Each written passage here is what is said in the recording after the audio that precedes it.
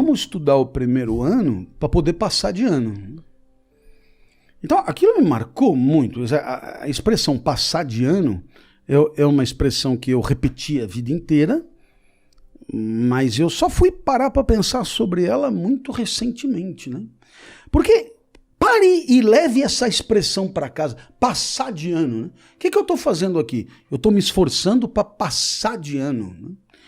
Você não concorda que ela poderia ter dito assim: porra, o grande barato de estar aqui é estar aqui.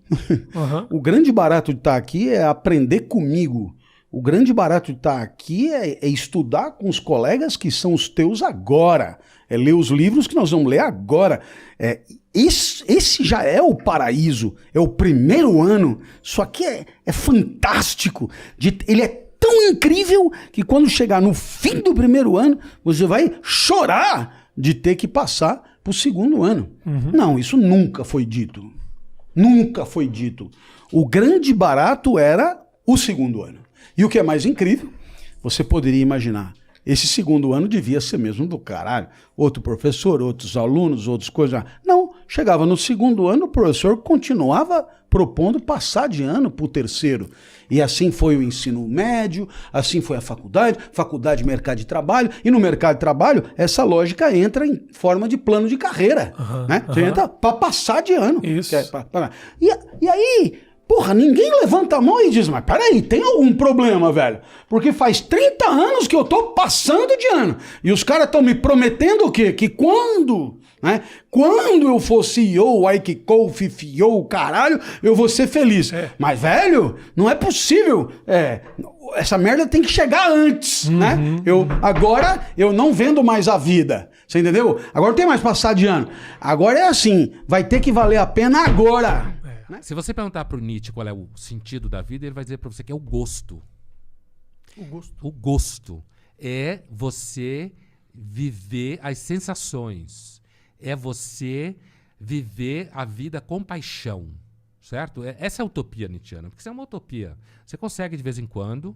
Quando é mais jovem, você talvez, se der sorte, consegue mais. Depois de uma certa idade, fica mais difícil, né?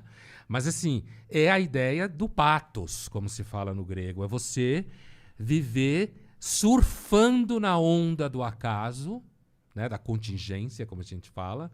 Zero sentido no horizonte, certo? Mas você perder o medo dessa falta de sentido e você se identificar com essa fúria criativa. Aquela ideia de tudo que tenta me matar e não me mata me deixa mais forte. E aí eu posso encontrar sentido numa determinada coisa, você pode encontrar em outra, mas é aquilo que o Nietzsche chama, os nietzschianos chamam de vida autoral. Para o Nietzsche, a vida deve ser uma obra de arte, a sua própria vida. O sentido ele sempre é possível através da vivência dos valores. Quais são esses valores? Os valores criativos. Então, as coisas que eu faço. Ele diz, é o que eu entrego ao mundo. É o trabalho, são os estudos, são as minhas atividades, tudo que eu faço, que eu ponho a mão na massa, eu vou fazer tal coisa. São fontes potenciais de sentido. Fazendo as atividades, criando algo. Né? Então, são os valores de criação. Outra categoria são os valores de experiência. Aí ele vai dizer, isso é o que eu recebo do mundo.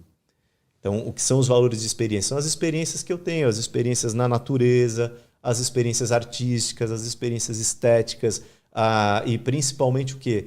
As experiências com outras pessoas, os relacionamentos. E ele vai dizer que uma das características do ser humano é o que ele chama de autotranscendência da existência humana. O ser humano nunca é voltado, ele não existe para ser voltado para si mesmo. Ele existe para voltar-se para um outro ser humano, para encontrar-se com alguém, para fazer algo por alguém, para servir alguém. Então essa é a essência do ser humano, ele vai dizer. E quando o ser humano se desconecta disso, ele está no caminho do adoecimento, do desequilíbrio. E que, então, nessas experiências, tanto experiências estéticas, artísticas, naturais, como nas experiências relacionais, o indivíduo pode encontrar um sentido. Nas experiências, a gente inclui também a experiência religiosa das pessoas. Então, na busca por religiões, a pessoa também pode encontrar um sentido. E, em terceiro lugar, porque ele vai dizer assim, Só que essas coisas, os valores de experiência e os valores de criação, normalmente eles só estão disponíveis para a gente quando as coisas estão relativamente bem. Verdade. Agora, quando a gente se depara com o sofrimento extremo, com a doença, com a perda, com a crise financeira, no caso, né, do que ele passou com a guerra, e aí, como que a gente faz? Ele vai dizer assim, aí nós podemos encontrar um sentido através dos valores de atitude. Ou seja, o ser humano sempre é capaz de tomar uma atitude diante do seu sofrimento. E a partir daí, dar um sentido até ao sofrimento. As a kid, I was wondering kind of what's the meaning of life? Like, why are we here? What's it all about? And I came to the conclusion that what really matters is trying to understand the right questions to ask. And the more that we can increase the scope and scale of human consciousness, the better we are able to ask these questions. And so I think that there's certain things that are necessary to ensure that the future is good.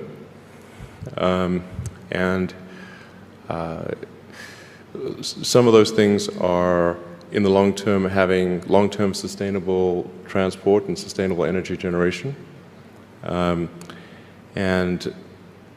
to be a spacefaring civilization, and for humanity to be out there among the stars and be a multiplanetary species. I think being a multi-planet species and being out there among the stars is important for the long-term survival of humanity, and that's one reason, kind of like life insurance for life collectively, life as we know it.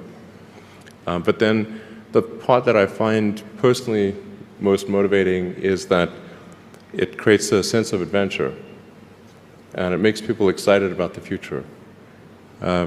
If you consider two futures, one where we are forever confined to Earth until eventually something terrible happens, or another future where we are out there on many planets, maybe even going beyond the solar system, I think that second version is incredibly exciting and inspiring, and there need to be reasons to get up in the morning.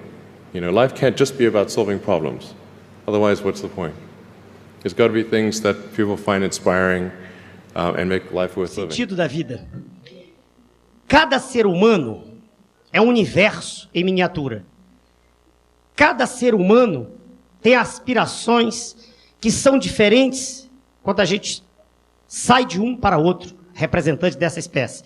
Eu vejo como uma tônica geral que deveria ser objeto, deveria ser escopo do processo educacional no nosso país, desenvolver em cada indivíduo, em cada ser humano, o respeito pelo seu semelhante.